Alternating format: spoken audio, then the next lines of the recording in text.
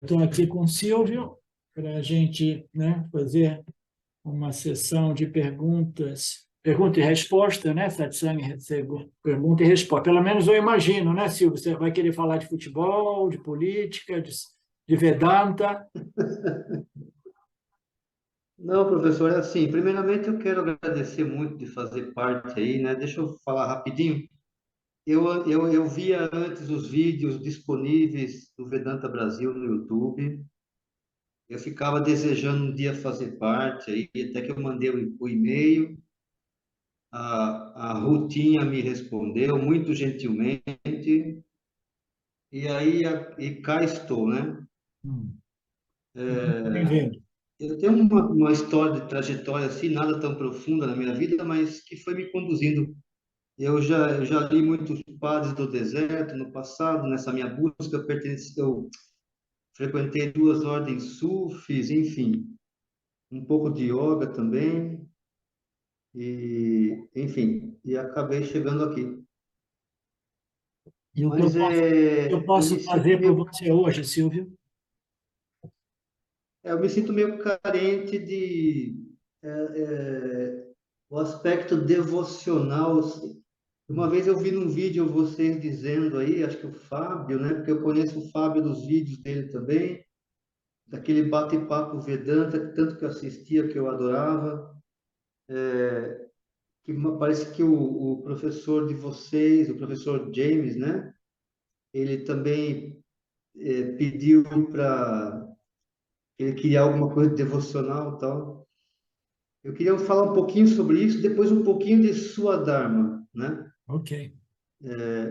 Então, assim, a gente praticando um pouco tentando entender o Karma Yoga e pondo em prática para tentar gerar uma certa devoção, é isso? Eu estou certo fazendo isso, falando assim, e tentando colocar isso em prática? Sim, sim, é. O Karma Yoga, né, ele é desenhado para, digamos, né, fazer de modo que as ações do indivíduo, né, em sua interação com o campo, ela leve em conta, né, o milagre da vida, dizendo em palavras mais simples e popular, né? Se você vive no mundo e você jamais reconhece a beleza, o privilégio, o milagre deste fenômeno, né, misterioso que é a manifestação, se você jamais aprecia isso desse ângulo, né, você jamais desenvolve uma atitude de gratidão pela oportunidade, né? Então, o que é a devoção? A devoção é uma emoção de apreciação pelo milagre da vida, né, que, como resultado, produz uma profunda gratidão pela oportunidade, entendeu? Nós sabemos que a vida é feita de altos e baixos, é feita de prazeres e dores, né? Mas o Karma Yoga é aquele que começa a desenvolver uma visão de apreciação pela a magia, né, desta manifestação, a sua beleza, o seu propósito, e é uma pessoa fundamentalmente, né, religiosa e espiritual. Essa sensibilidade é que é o objetivo principal do Karma Yoga. Karma Yoga, naturalmente, ele também é composto pelo seu racional, né? O aspecto teórico, né? O aspecto racional, né? No sentido que você compreende, né, intelectualmente o seu relacionamento com o campo, você descobre que o campo é regido por leis, né?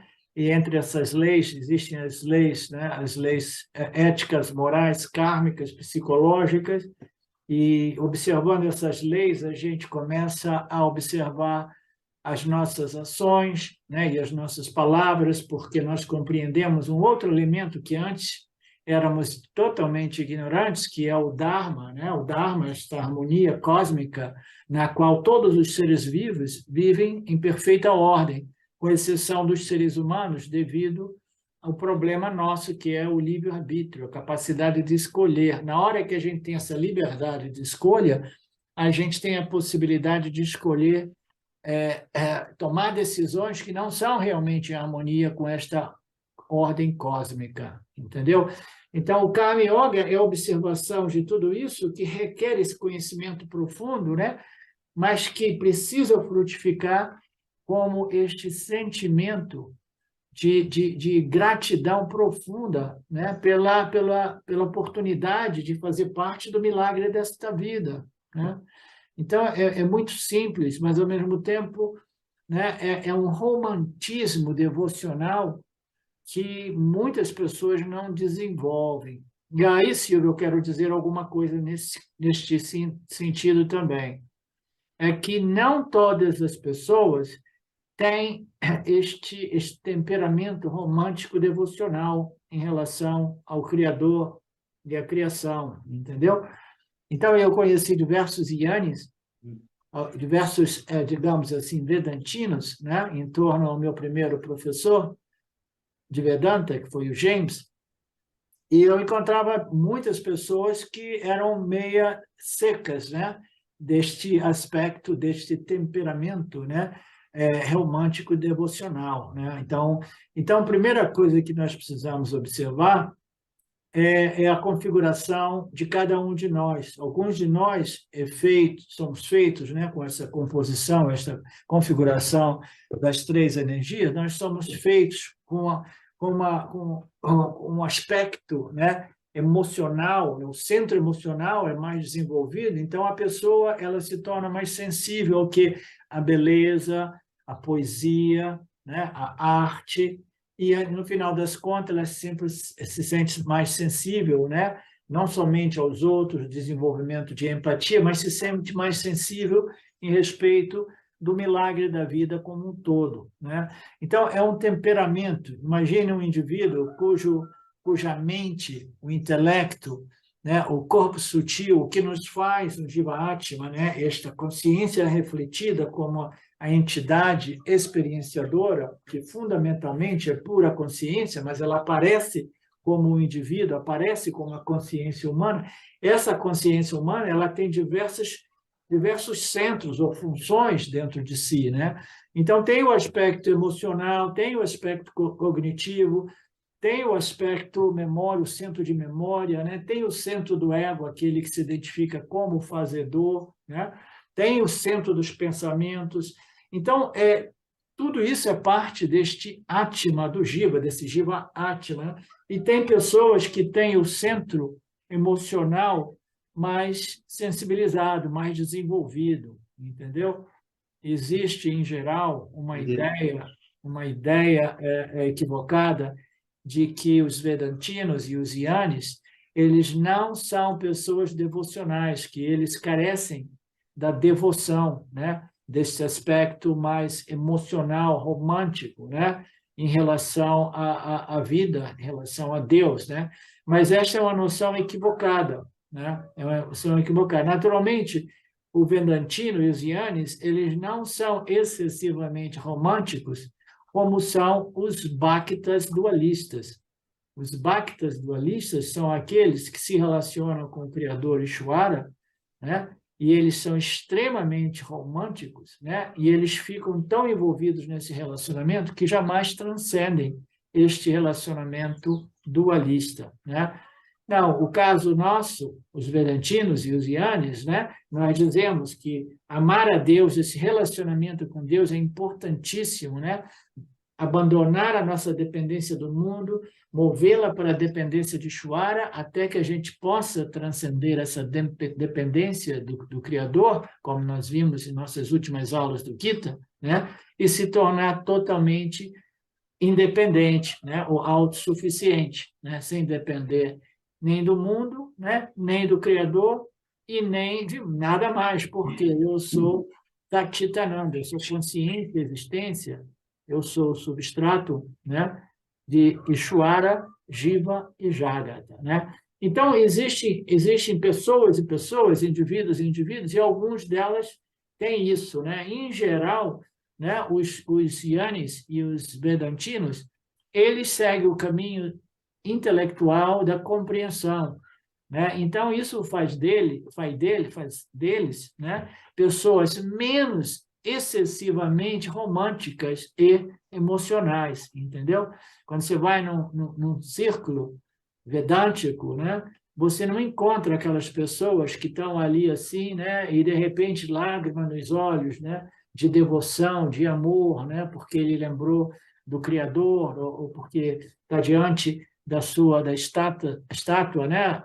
Da imagem da sua divindade, né? Então aquele romantismo excessivo não existe muito entre os vedantinos, mas existe um romantismo, né? Uma devoção mais sutilizada, mais refinada, que é muito superior do que aquela, aquela enxurrada de sentimentalismo que é muito comum entre os Bhaktas, né? Os devotos das divindades, de modo dentro do contexto deste relacionamento dualista, né? Então, o Vedantino, ele simplesmente ele vai desenvolvendo a visão, os olhos, né? A capacidade, a sensibilidade, a pureza, né? O refinamento de perceber a beleza de tudo isso, o propósito de tudo isso, e aí a sua vida começa a ser uma expressão de amor, de respeito, de gratidão, né? Isso vem gradualmente, mas eu estou dizendo tudo isso, Silvia, para que você compreenda que cada um de nós é desenhado, né, é constituído diferentemente, né? O nosso centro emocional, ele se exprime, né, se expressa diferentemente em cada um de nós. Então, nunca procure não ser você. Entendi, professor. Muito obrigado. Eu até assisti umas aulas com o Alex, às quintas-feiras à noite, e eu gostei muito de uma resposta do Alex, porque eu coloquei um pouco dessa questão ali, e contei da minha trajetória. Ele falou, mas como eu gosto de ficar no meu dia a dia, nas horas de folga, eu entro em igrejas, eu fico às vezes em silêncio e tal. Daí o Alex comentou uma coisa bem legal. Ele falou, você já tem uma devoção aí, pelo comportamento, né? Então, talvez eu acho que eu esteja exigindo muito demais de mim mesmo. Eu acho que deve ser isso. É aquela noção muito comum ao Aniane, que é o de se comparar com os outros, entendeu? Eu deveria não ser assim, mas assado, eu podia ser mais isso e menos aquilo, entendeu? Então, gradualmente, isso vai desaparecendo na medida que você compreende que você foi configurado por Ishvara, de acordo com os karmas, né? Do cara que veio antes de você, que é a mesma alma individual, aparecendo como personagens diferentes. Então, você é um subproduto desse processo de nascimentos e renascimentos, né? Aí, se você tivesse a capacidade de escolher, você teria escolhido ser uma pessoa perfeita, entendeu? Maior, mais equilibrado, mais inteligente, mais sábio, configuração possível, mas ninguém tem essa escolha. Então, a gente aceita o modo o qual nós fomos configurados, sabendo que esta configuração vem do Lorde em função da trajetória da nossa alma individual, entendeu? Então, você pode ver de dois modos. Não, eu sou assim porque o Criador me fez assim, e eu sou assim porque este é o meu estágio de desenvolvimento dentro deste processo, né, meritório, né, de encarnações após encarnações, entendeu? A gente nasce, né, o nível de pureza, né, o nível de desenvolvimento espiritual é um subproduto, é o nosso Prarabdha Karma, é o subproduto de outros nascimentos que nos trouxe a esse, né? O fato de nós estarmos contemplando os ensinamentos sagrados, os ensinamentos védicos, vedânticos, já fala muito, já diz muito sobre nós, né? Então, essa questão de Aham. comparação é que nós, todos os seres humanos, né? Eu tive muito isso, não tenho mais isso, mas eu sei como é que é, porque eu vivi décadas me comparando com outras pessoas, entendeu? Mas devagarzinho isso também vai sumir, Entendi. vai se dissolvendo. Ok, professor, muito obrigado, viu? Este é o famoso, existe esse sentimento que é inerente ao Jiva Atma, que é um sentimento, eu sou pequeno, limitado, né, insuficiente e inadequado, né? Então, toda a configuração se sente inadequada, sem nenhuma exceção, até que esse indivíduo ele realize a sua real natureza, que é além da adequação e inadequação. Caso contrário, todo ser humano se sente inadequado, porque ele sempre acha que ele poderia ser melhor, entendeu? É porque ele está, Ok, né, entendi. está identificado com a sua natureza inferior e ele olha para os lados e diz assim, eu poderia ser mais isso e menos aquilo. Ok. Ok, professor. Vamos, então, está entendido esse tema. Eu não vou tomar muito Tem seu tempo. certeza? Vamos passar Tem um pouquinho. certeza? Tem certeza? Aproveita que você está aqui. Tem certeza que você está compreendendo o seu problema de comparação, Não, de inadequação e essa sensação de que não, sim, eu deveria ser tô, mais devocional? não, sim, eu estou assimilando, estou assimilando. Talvez eu tenha percebido, eu estou percebendo, talvez eu tenha me cobrado, estou me cobrando, coisas assim. Ou você é Mas uma, eu estou ou percebendo. ou você é uma pessoa privada de toda e qualquer emoção, inclusive amor? Como é que é uma pergunta, isso? Ou você seria uma pessoa, né, extremamente, né, carente de emoções, inclusive, né, a emoção de amor e empatia, mas não creio. Não, não me sinto assim, não. É que tem tanta coisa envolvida, né? Talvez, eu acho que tem um pouco de auto-engano, que às vezes as angústias da vida a gente quer recorrer a Deus como uma tábua de salvação, que Ele estique um braço e pegue você. Eu acho que tem um pouco de tudo isso aí meio misturado. Tá. Mas eu Então, este volto a relacionamento, falar que este eu gostei relacion... da. você está me dizendo que este relacionamento mais infantil, né, do Silvio com o Chuara, ele não produz devoção, é isso? Ele produz reclamação? Ou você né, de simplesmente achar que a culpa é de Deus? É isso? Seria isso? Eu tento entender que tudo vem dele, né? É o que eu tento me abrir, mas eu tenho tido assim muita gratidão. Todas as vezes, como é colocado nas nossas aulas, né? Agradecer os alimentos, enfim, eu tenho tido gratidão. Às vezes, em caso esporádico assim, a gente acaba ficando meio nervoso e tenso, né? Daí você xinga também, que eu acho que também é ele. Sim, Então sim. é assim, mas no Toda, geral, no cada vez geral que eu tenho a gente fica bravo com a vida, a gente está bravo com ele, né? Toda vez que a gente reclama da vida, a gente está reclamando dele, né? é verdade. Mas não, é perfeito. Eu tô assimilando isso aí, sim. Agora, se nós pudermos falar um pouquinho do sua Dharma, se é que eu entendi, eu andei vendo uns vídeos também de introdução ao Vedanta, né? E eu acho que o aluno lá, o Fábio, comentou numa aula que o sua Dharma pode mudar, o sua Dharma não seria algo fixo, ele muda. Então, minha pergunta começaria assim: sua Dharma é fazer o que gosta necessariamente ou não necessariamente? Não, absolutamente não. Sua dharma não é fazer o que você gosta. Existem Ah, duas interpretações do Swadharma. Eu vou te dizer qual é a interpretação, a compreensão realmente tradicional e a superior, mais elevada, ok? A compreensão mais elevada do Swadharma é o meu dever, tá? O meu papel, o meu dever, entendeu? Então, por exemplo, quando a gente vê a situação de Arjuna no campo de batalha, e a gente diz o Swadharma dele, como general, era guiar a sua tropa naquela guerra, né? Então, nós estamos falando de Swadharma, né? Então, ali pode ser que coincida o Swadharma nos dois níveis. Um é no papel social do indivíduo, entendeu? O papel que ele está desenvolvendo. Nós temos diversos papéis na mesma vida, entendeu? É obrigação, o nosso dever, ah, né? Então, deste ângulo, o dever de um general é comandar o exército, principalmente depois de 13 anos de tentativas de soluções diplomáticas que foram todas fracassadas. Era uma guerra justa. Então, o Swadharma dele, do ponto de vista do seu papel, entendeu? Da sua função, né, dentro da sociedade, era do general. Então, o papel dele é o general.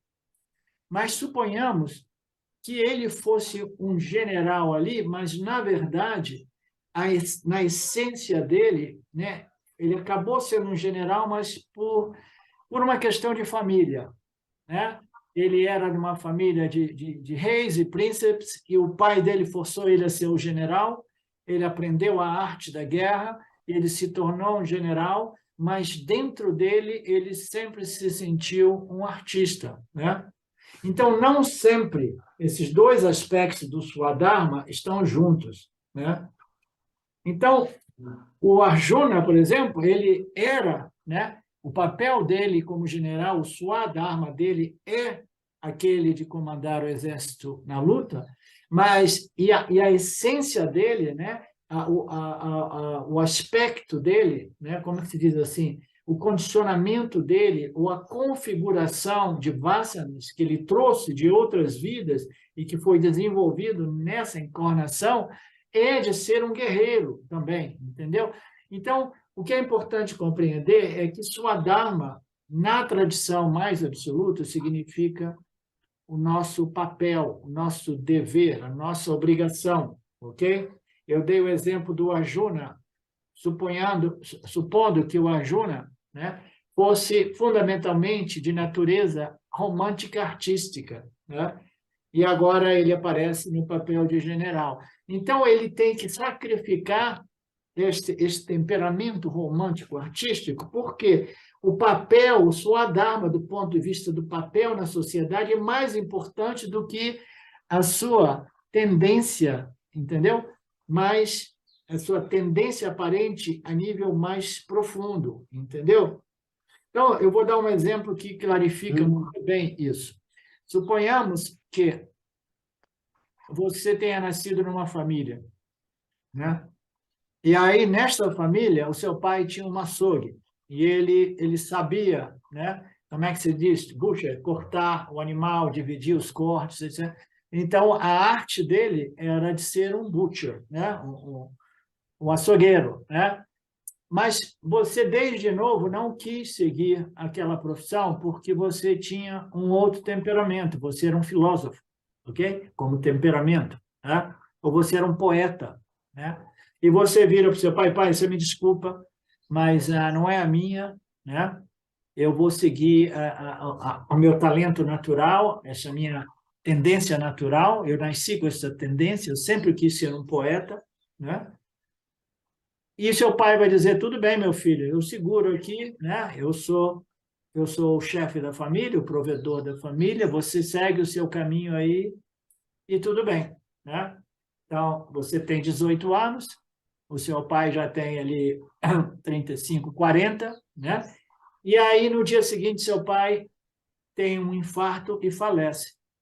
E você é o único filho homem, e os outros são filhas mulheres, e todas elas de idades inferiores à sua. Aí a família olha para você e diz assim, alguém vai ter que segurar essa onda e tocar este negócio de açougue, né? Então, aí você se encontraria numa situação. O que eu vou fazer agora? A minha essência, o meu programa, a minha essência secundária, aparente, como configuração Jiva, a minha essência é aquela de ser um poeta, um filósofo, ok?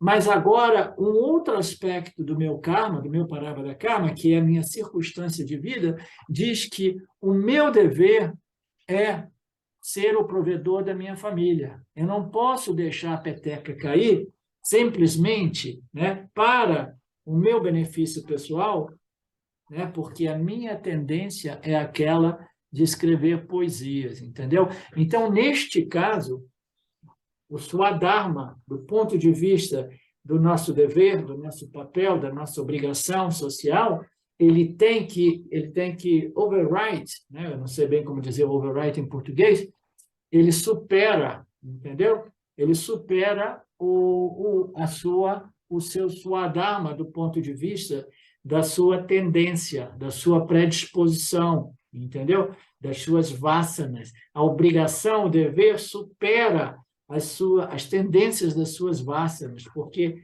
todo o ensinamento védico-vedântico é voltado mais para o dever, né? E muito menos para o direito. Eu tenho direito a isso e aquilo. Não, acima de tudo, você tem que ver qual é o seu dever dentro do âmbito da sociedade. A família é o início da sociedade, né? Você entendeu essa distinção do Swadharma? Tá? Então, o Swadharma, Nossa, perfeito. ele se modifica em ambos os sentidos. Digamos que você nasce com essa tendência para ser um poeta, mas a vida te leva numa outra direção, né? Aí até mesmo esta tendência natural vai desenvolvendo outras tendências, porque são tendências, são vasanas que você trouxe com você, que vão interagir com as novas formações de vasanas, de tal modo que quando você vê, você é um indivíduo com uma outra carga, ou set de vasanas, entendeu? Então, as suas tendências se modificam. E, mais ainda, os seus papéis circunstanciais na vida. Na verdade, no mesmo dia, você tem que observar 3, 4, 5 swadharmas diferentes. Porque quando você se relaciona com seu filho ou sua filha, o seu dharma é o dharma de pai. Quando você se relaciona com seu pai, o seu dharma é o dharma de filho, né? Quando você se relaciona com a sua esposa, o seu dharma é o dharma de marido, e assim por diante.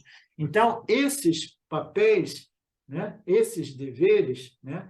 Eles são em constante modificação, até mesmo a nível do dia a dia, né? Então, a gente vai crescendo, a gente vai passando por diversos estágios da vida e os nossos deveres vão se modificando, as nossas tendências, nossas vasanas vão se modificando.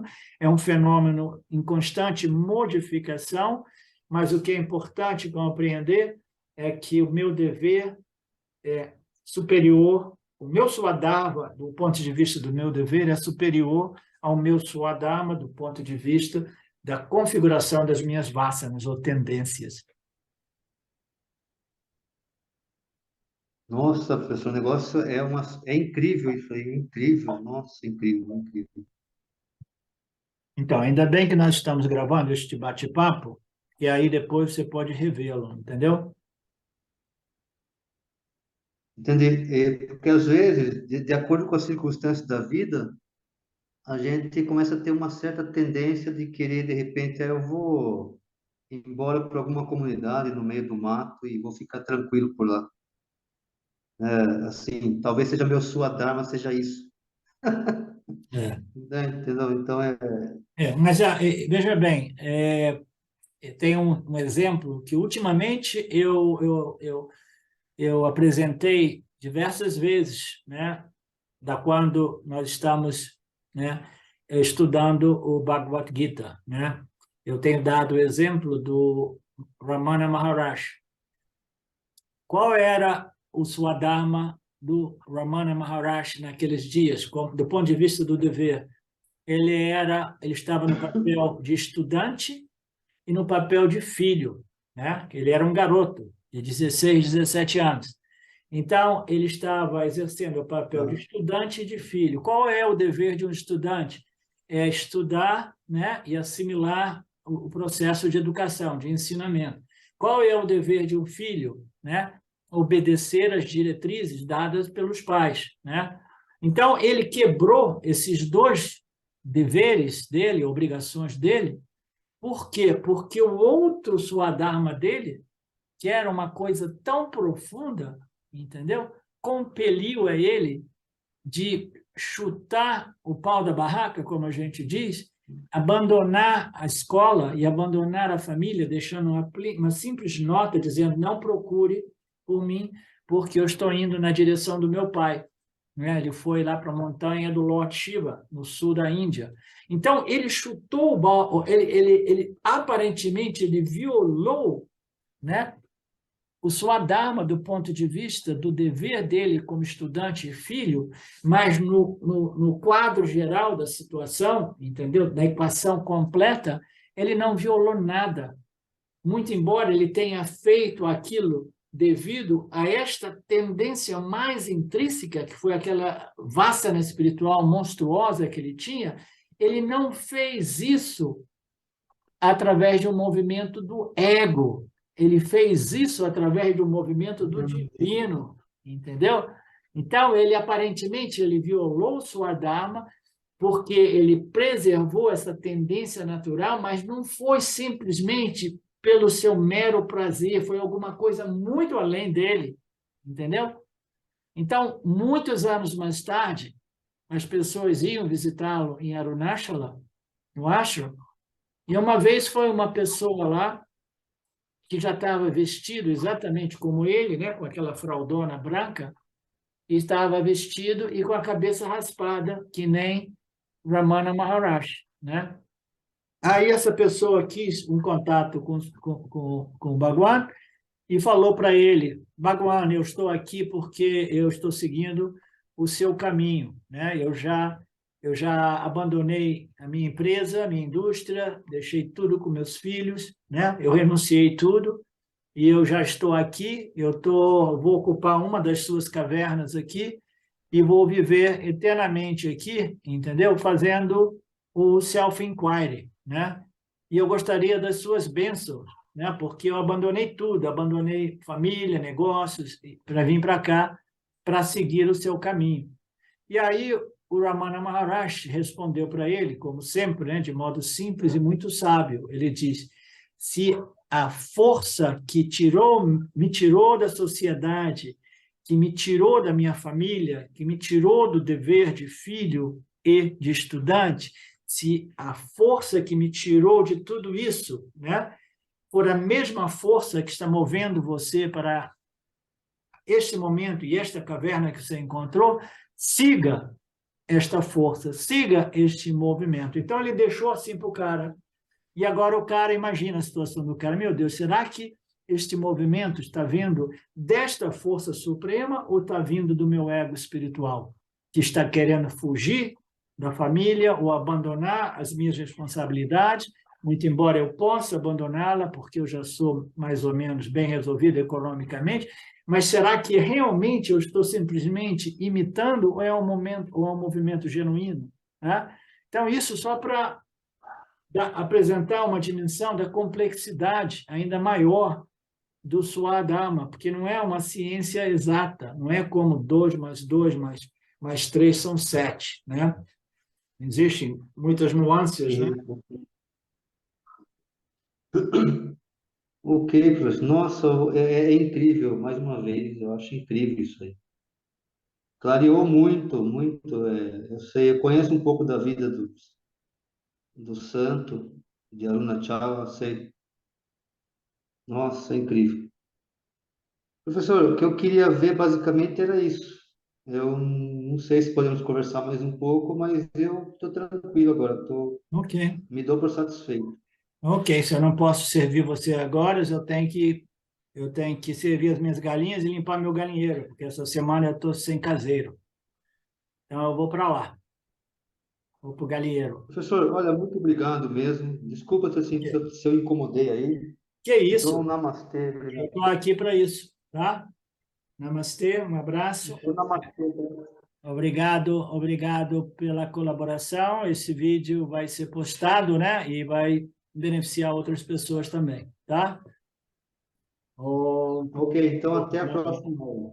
Namastê. Purnamidam Purnamudachyate Purnasya Purnamadaya Purnameva Vashishyate. Om Shanti, Shanti, Shanti. Ok, legal. Obrigado, Silvio. Ok, Namastê. obrigado. Até a próxima. Tchau, Obrigado, tchau. professor. Um abraço.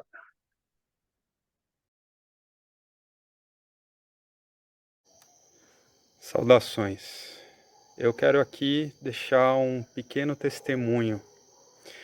Através do estudo do Vedanta, com os ensinamentos sendo esclarecidos especificamente pelo professor Arlindo Nagar, foram canceladas em mim algumas noções que eram relacionadas com a ideia que eu tinha a respeito de alcançar algo que representasse uma grande realização espiritual. Então o Vedanta fez com que, pela compreensão, a minha mente ela abandonasse o papel de buscador espiritual. E isso para mim foi um marco inicial para uma outra relação com o processo de desenvolvimento espiritual, do qual, saibamos disso bem ou mal, é um processo que fundamenta a vida de todos nós. E eu digo isso para estimular todos aqueles que chegam no Vedanta Brasil e entendem que podem se beneficiar da profunda imersão direcionada para o autoconhecimento que é promovida nesse grupo de estudos, que é um grupo que existe graças ao trabalho altruísta do professor Arlindo Nagar, suportado também pelo trabalho voluntário de pessoas que contribuem para a manutenção do grupo de diversas maneiras. E entre as várias formas de contribuir com esse trabalho, as contribuições regulares em dinheiro, elas são necessárias. Então, se você se beneficia do trabalho desenvolvido no Grupo de Estudos Vedanta Brasil, faça uma contribuição. Qualquer quantia é muito bem-vinda. As informações para transferências em dinheiro ficam disponíveis na seção Avisos do nosso grupo no Facebook e serão colocadas na descrição desse vídeo aqui também. Namaskaras.